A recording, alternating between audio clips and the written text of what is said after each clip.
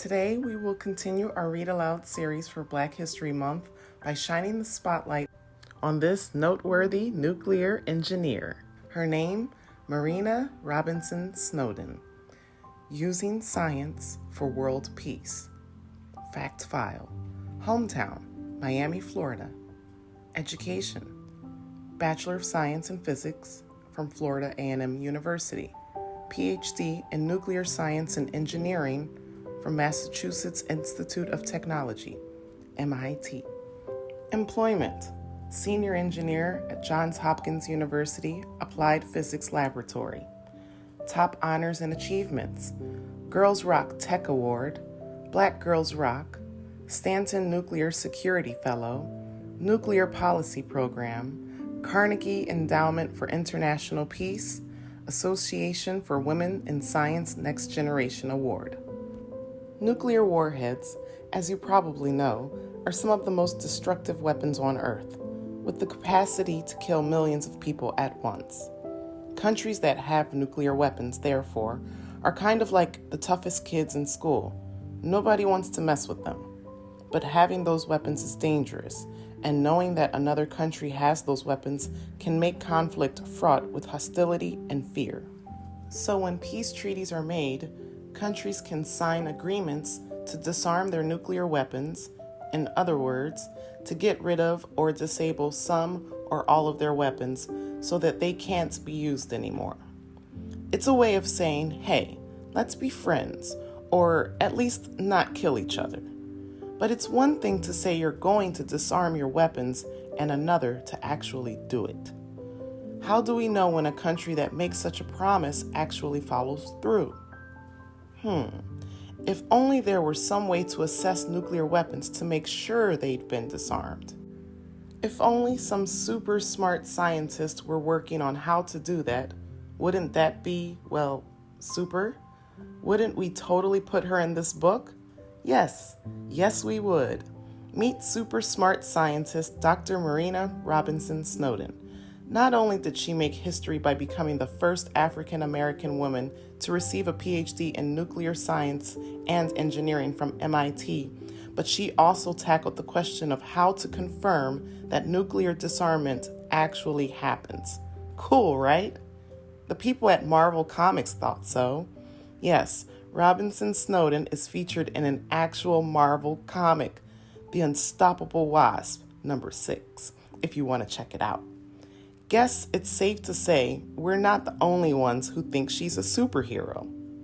How did Robinson Snowden grow up to make history and potentially help secure world peace? It all started generations before Mareena herself was born in Miami, Florida. The spark. I've never been one to hold a pity party for myself when things didn't go my way, Robinson Snowden says. I learned that from my family, especially my dad. Mareena's parents divorced when she was only 4, and her father raised her and her sisters as a single parent. Dad was like, if you fall off your bike, get back up, she recalls. In fact, Mareena comes from a long line of people who believed in personal perseverance. Mareena's grandparents were the children of farmers and sharecroppers, people who farm land they don't own in exchange for a place to live and a portion of the crops. But amazingly, 4 of her great-uncles got their PhDs in the 1950s and 60s, when segregation laws deprived Black Americans of many of their basic rights as citizens. My uncles couldn't drink at the whites-only designated water fountain, but they were getting their PhDs, Robinson Snowden marvels. And my great-grandparents picked cotton. Understanding this legacy that spanned from the cotton fields to the highest levels of academia gives me a tremendous amount of pride.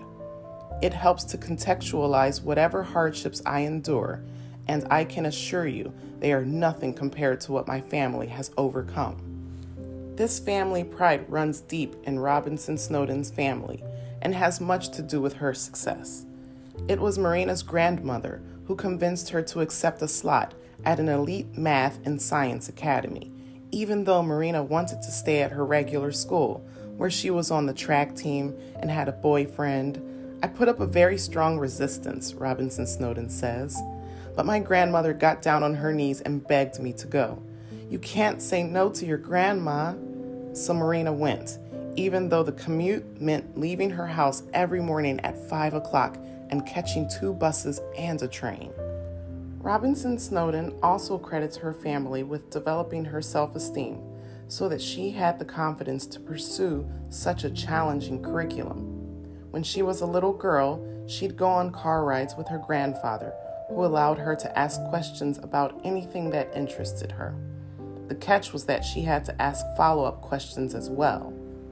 This has been so helpful to me as an adult, she explains, because it helped me learn how to form a question and a follow-up question and get to the why.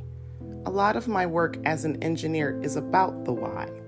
To this day, I'm not satisfied if I don't understand the why of what I'm working on. Mareena's questions, which were usually about her family history, a topic she found fascinating, pleased her grandfather, who always praised her with the words, "You have a good mind." Another skill her father and grandfather helped Mareena with: public speaking. Every Sunday after church, we'd go to the Piccadilly Cafe, and my dad would make me stand up and give a speech, Mareena says. I quickly figured out the talking points that would get my granddaddy excited. Anything about my education. So I'd stand up in the middle of the restaurant and announce, I want to go to Harvard or Yale, and give a speech on that. It taught me to get over my nerves and say something substantive. We didn't know that I'd wind up becoming a nuclear engineer who would have to do exactly that in order to give presentations. You might think that with all of this family support, growing up was a breeze for Mareena. Not so much. I wasn't the coolest kid, she says. I had friends, but I wasn't the girl with the latest clothes and shoes. I often wore my sister's hand-me-downs because my father didn't value the latest Nikes and Jordans the way middle schoolers did. Nor did he have the extra money to spend on those things. But he made sure I was involved in sports, so I did karate and soccer when I was little. My sister and I were the only girls on the 7 to 9-year-old soccer team. But I didn't even realize it at the time. All I knew was that my dad taught me not to sit on the sidelines, but to get in the game. In middle school, I ran track and continued that in high school, along with the swim team. I wasn't great at either sport, but I kept up. Surprisingly, Mareena wasn't known as the brain either. I did my schoolwork, she says, and I was a good student, but my favorite subjects were PE and lunch. I preferred English and history, and I didn't really get into science until 10th grade. That's when I had wonderful teachers who reframed my fear of science and math. Most teachers seemed to have a preconceived idea of who the STEM people were, the ones who got it immediately. That wasn't me. I wasn't a natural. I had to work for it. But Miss Biscombe, my Algebra 2 teacher, saw each student as capable. She was so creative and would make up rap songs about derivatives, and she would give as many sample problems as I needed. She'd stay after school to answer my questions. Miss Biscombe always made me feel that I was capable. Before her class, I'd never gotten excited about math because I was afraid of getting the wrong answer, but she would always help me rethink problems to figure out where I'd gone wrong. Another teacher who helped me love STEM was Dr. Khalil, my physics teacher in 12th grade. She was so organized and methodical. She gave the steps. I love steps. If I know the steps, I can get the answer. Dr. Khalil challenged the way I saw science by demystifying it into a series of steps that can be followed. In spite of those experiences with science and math, when it was time for college, Mareena planned to study business at Florida A&M University, FAMU, and then become an attorney like her father. But when they visited the campus, things changed, big time. Mareena's dad knew someone in the physics department at FAMU, so they stopped by. What she didn't know was that it was so hard to get people to major in physics that the department rolled out the red carpet to any potential candidates. They treated me like a football star, Robinson Snowden recalls. Her dad was so confident in Mareena and in what a physics degree could mean for her that he asked her to give it a try. The plan was that I could change majors if I didn't like it, she recalls. But the next thing you know, I look up and I'm a junior. The Eureka Moment. Robinson Snowden insists that her real discovery was more about herself than about nuclear disarmament. When she decided to continue her STEM education in graduate school, her school offered 3 specialties in nuclear engineering: fission, fusion, or nuclear science and technology. What's the diff? See page 102. Mareena chose fusion. However, during her first semester, she kept hearing on the news about the nuclear program in Iran. Negotiations between our country and Iran had started years before, and the people on the news were talking about non-compliance, Robinson Snowden explains. I had never thought much about nuclear weapons, but I knew there was a course about nuclear non-proliferation being offered, so because of the news, I was kind of interested. I enrolled in the course, and pretty soon I was so engrossed in the topic that I changed my research focus to monitoring nuclear warheads by the radiation they emit. The fuel that drives a nuclear explosion is radioactive. These warheads emit their own radiation. So it's an energy question. How energetic is this radiation? You can use the energy of the gamma ray to see how it was generated and also from what material it was generated. Even if you haven't studied radiation, you probably know that it exists all over the place and in many forms. Your sunblock protects you from ultraviolet radiation. Your microwave cooks your food using radiation, hence the slang, nuking your food. Most people aren't terrified of walking outside or zapping a pizza. That's because not all radiation is created equal. Radiation actually comes in 7 different frequencies: radio waves, microwaves, infrared radiation, visible light, ultraviolet radiation, X-rays, and gamma rays. Some of these waves are dangerous, and some are relatively harmless. It all depends on where the frequencies fall on the radiation spectrum. Your microwave, for example, won't make your food radioactive because it uses, you guessed it, microwaves, which are at the lower end of the electromagnetic spectrum. It would take a lot of exposure to lower-end radiation to do real damage, which is why you wouldn't want to cook yourself in the sun for hours on end, climb into a microwave to warm up, or get an X-ray every week, though occasional X-rays are fine. Gamma rays, meanwhile, are the heavy hitters of the electromagnetic spectrum because of their high energy. They can do a lot of damage in a short time, which is one reason nuclear bombs are so destructive. Nuclear warheads are designed with radioactive fuel and high explosives, which are responsible for detonation. Robinson Snowden's research focuses on identifying neutron sources, nuclear fuel, and high explosives together in a package. This combination would be highly unlikely outside of a military context, she explains. So the interaction of those materials is a reliable signal for the presence of a nuclear warhead. A country that has this dangerous fuel plus explosives combo but claims not to have active warheads might as well claim to have peanut butter, jelly, and bread, but no sandwich. That's why this technology, in theory, allows inspectors to know whether or not countries are fibbing about dismantling their weapons. To understand how Robinson Snowden's experiments work, we need to review a little bit about the spectrum of the atom. You probably know that atoms are made up of protons and neutrons, which together make up the atom's nucleus, and electrons.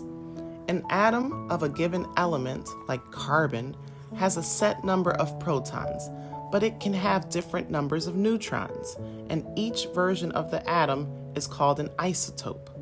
Some of those isotopes are stable, which means that they won't change unless something external causes them to change. And some are unstable, which means they change over time on their own. You may have heard of carbon-14, which archaeologists use to date fossils. Carbon-14 is an unstable isotope, or radioisotope, of the element carbon. In order to determine which materials are inside a warhead, Snowden leverages the fact that some isotopes inside the nuclear fuel are unstable. These isotopes can spontaneously release neutrons and split into two smaller, more stable nuclei. When the released neutrons collide with the nuclei of other material, say the surrounding explosive, those nuclei become excited, which means that their energy level is increased. Hey, if you were bombarded with neutrons, you'd probably be excited too. This extra energy in the nuclei has to go somewhere, so it's expelled in the form of gamma rays, which can be measured to help determine what the original substance was. Yes, it's pretty complex, and it involves some fancy footwork to figure out exactly what's inside a warhead. Hey, no one said that world peace would be easy, but Snowden can't imagine working on anything else. When she realized that she was thinking and reading about nuclear disarmament in her free time, she knew she'd found her passion. What I love about nuclear security, she explains, is that it's interdisciplinary. It's not just a technical problem, it's cultural, it's policy-driven. All these things collide and are ultimately influenced by the politics of the time. Because I'd grown up with a love of history, I was also intrigued by how history has shaped who has nuclear weapons and how they got them. As an international community, it's been years and years of observing and trying to influence how the players in this chess game move their pieces on the board. Note to self. I wish I could tell my younger self, hey, there are great things in your future, Snowden says. I would tell her that God is moving in her life beyond anything she can even imagine, but that she has to be willing to stay the course, do the work. She'd also remind her younger self to look past obstacles. I'd tell myself, tough times prepare you for the greatness that is beyond the hill, but you have to get to the top of the hill to see them, she says. It's not a rosy road, and you will be knocked down, but you have to believe that the obstacles are there to teach you specific lessons, and once you've mastered those lessons, that you will win. Also remind yourself as an African American woman what your success means to your community. When I was younger, I didn't see any of this future for myself, but I was open to hard work, and I think that was the most important thing.